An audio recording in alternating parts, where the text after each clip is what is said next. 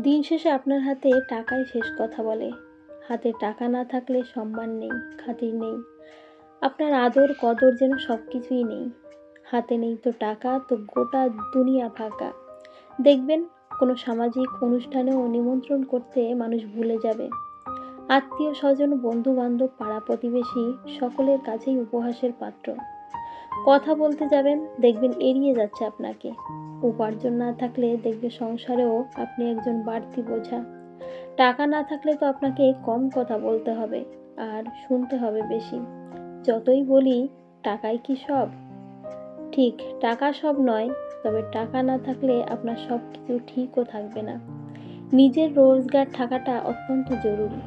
আপনার টাকা না থাকলে আপনার কাছের মানুষটাও কিন্তু আপনাকে ছেড়ে কথা বলবে না। শুধু বাঁচতে নয়, মাথা তুলে উঁচু করে বাঁচতে গেলে অবশ্যই টাকার দরকার। ছেলে হোক বা মেয়ে, দুজনেরই উপার্জন করাটা খুবই জরুরি। কলমে সরজিৎ ঘোষ, কণ্ঠে আমি তোমাদের প্রিয় বাসন্তী।